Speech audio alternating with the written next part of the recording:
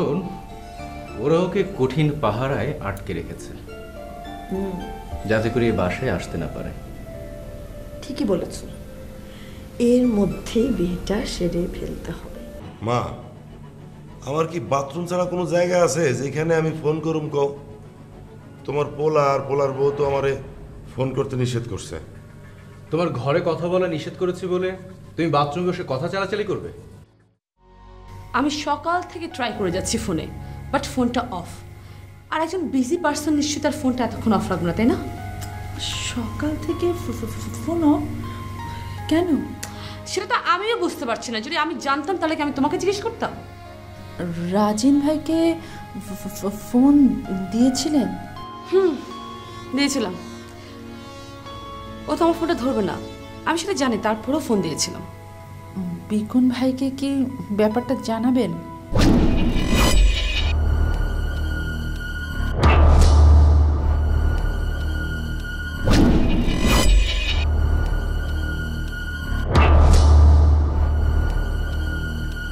না না, এখনই জানানো যাবে না। আগে দেখি হাসিন ভাই ফোন দেয় কিনা, হয়তোবা ফোন অন করতে ভুলে গেছে। তাই হয়তোবা হবে। আচ্ছা, আপনি কি একটু ওই বাসায় যাবেন?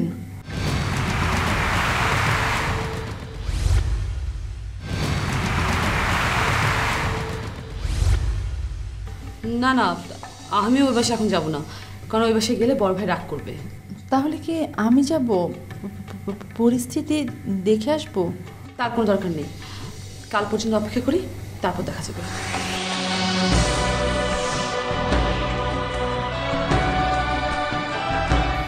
ফোন অফ কেন? তার মানে কি ওই বাসায় কোনো কিছু ঘটেছে?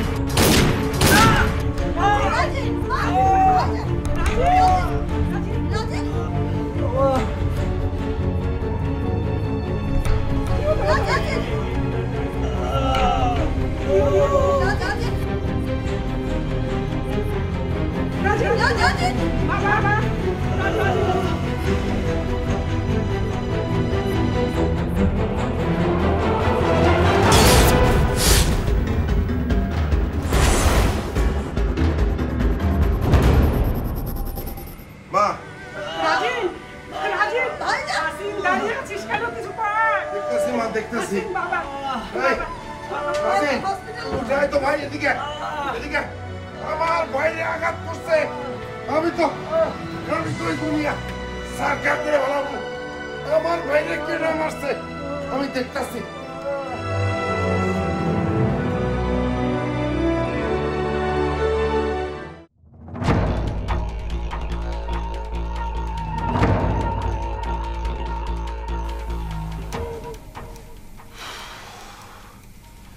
আর তো সহ্য হইতেছে না।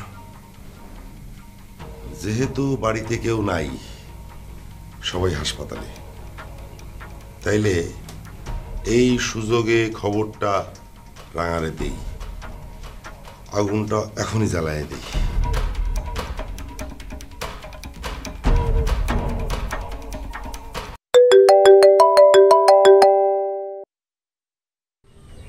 হ্যালো, রাঙা বোন, তুমি কেমন আছো?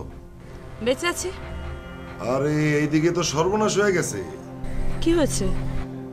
আগে কও যে তুমি আমারে দোষী ভাববা না, পর ভাববা না, কও। হাসিন ভাই, আমি আপনার কথা কিছুই বুঝতে পারছি না। আগে আপনি বলুন তো কি হয়েছে। আরে এদিকে তো অঘটন ঘটে গেছে। কাল রাতে রাজির আর নূপুর বিয়ে করে ফেলাইছে।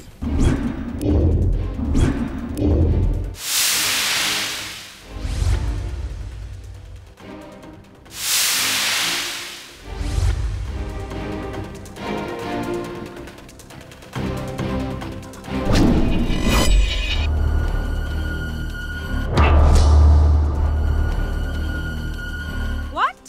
হ্যাঁ, সত্য কথা। কাল রাতে বিয়ে হয়েছে আর আপনি সেই কথা আজ আমাকে বলছেন না? আমি তো তোমার এই খবরটা দেওয়ার জন্য ছটফট করছি, কিন্তু কেমনে তোমার সাথে যোগাযোগ করুম কও?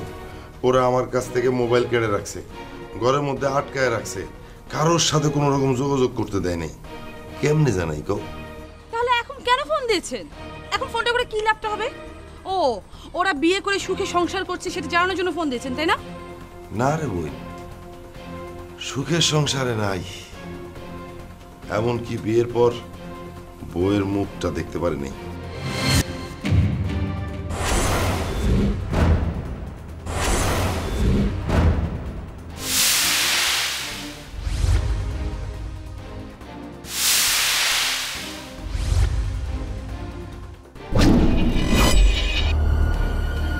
কেন?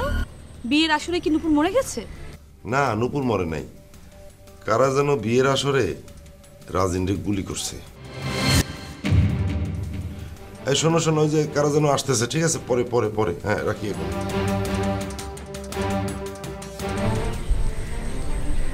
গুলি করেছে? কে গুলি করলো?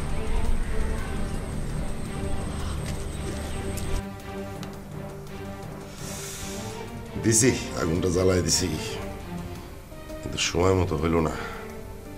বিয়ের পর তাও তো কিছু একটা হইব না।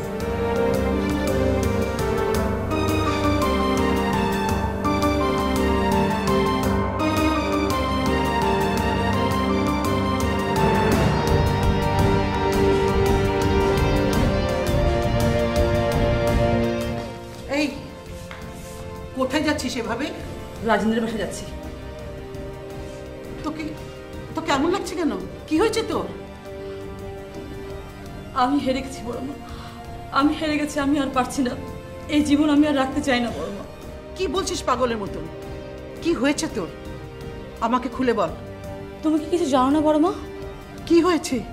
কই, আমি তো কিছু জানি না। হাসিন ভাই আমাকে মাত্র জানিয়েছে রাজিন নাকি গত রাতে নূপুরকে বিয়ে করেছে।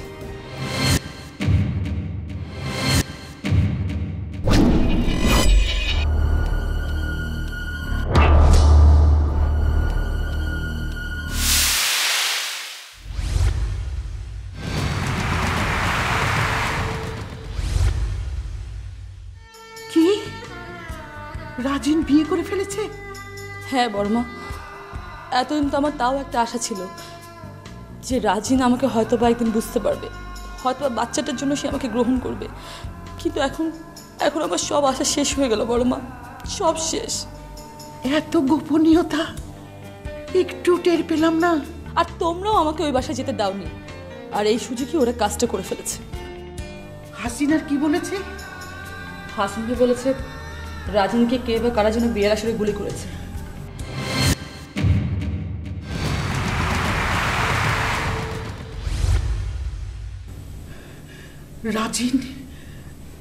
রাজিনকে গুলি করেছে? হ্যাঁ বড় মা, বুঝতে পারছো না, বড় ভাই একটা বিপদের মধ্যে পড়তে যাচ্ছে। কারণ বড় ভাই কিন্তু বলেছিল যে রাজিনকে খুন করবে। এখন কে বা কারা রাজিনকে গুলি করেছে সেটাতে তো বড় ভাই ইনভলভ না, কিন্তু বড় ভাইয়ের কথার সাথে একদম মিলে গেছে, আর সেই জন্যই বড় ভাই বিপদে পড়তে যাচ্ছে। বিকন কোথায়? বিকন বাসায় আছে না? বড় ভাই তো কিছু জানে না, বড় ভাই মনে হয় এখন ঘুমাচ্ছে। তুই এখন ওই বাসা ছুটলি কেন? তাহলে আমি কি করবো বড় মা? যে আমাকে চরম অপমান করেছে, বসে বসে আমি তার বিয়েটাকে এনজয় করবো? ও যদি মরেও না থাকে তাহলে রাজিনকে আমি নিজ হাতে মারবো, তারপরেও ওকে আমি কারো হতে দিব না। পাগলামো করিস না তো রান্না, ব্যাপারটা খুব সিরিয়াস হয়ে দাঁড়িয়েছে। থানা পুলিশের ব্যাপার আছে, তুই এখন ওই বাড়িতে যেতে পারবি না। যা তোর রুমে যা। না বড় মা, আমার জীবনে তো চাওয়ার আর কিছু নেই। ওই রাজিনকে আমি বাঁচতে দিব না, আমি ওকে নিজের হাতে মারবো, তারপর নিজে মরবো।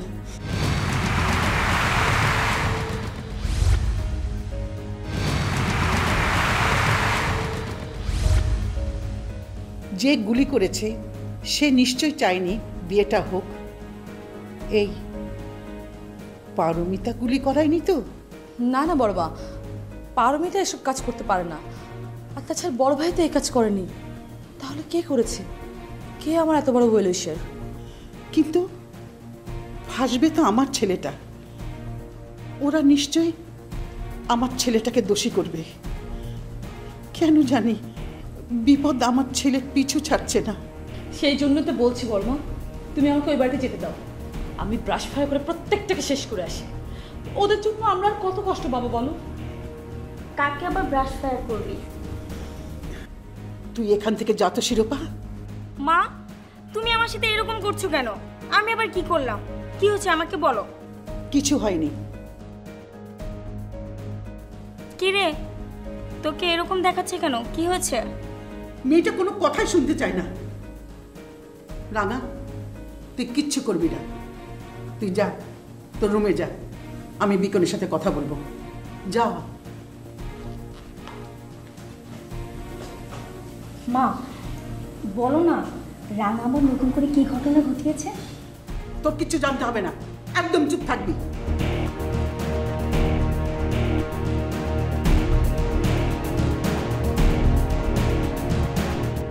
নিশ্চয়ই কিছু একটা হয়েছে, তা না হলে মা আমাকে চুপ থাকতে বলবে কেন? যাই দেখে আসি কি ঘটনা ঘটলো।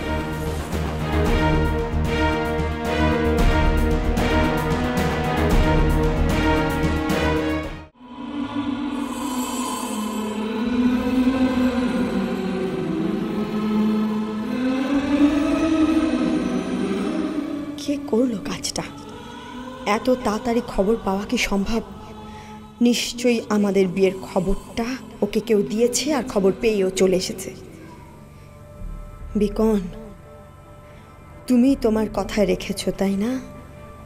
তুমি বিয়ের আসরে আমার স্বামীর গায়ে গুলি করেছ।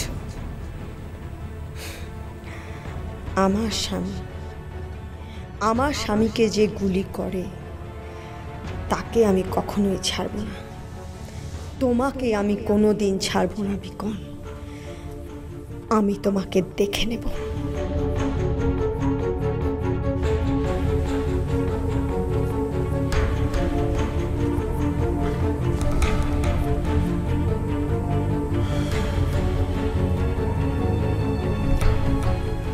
হাসপাতালে যাইবা না?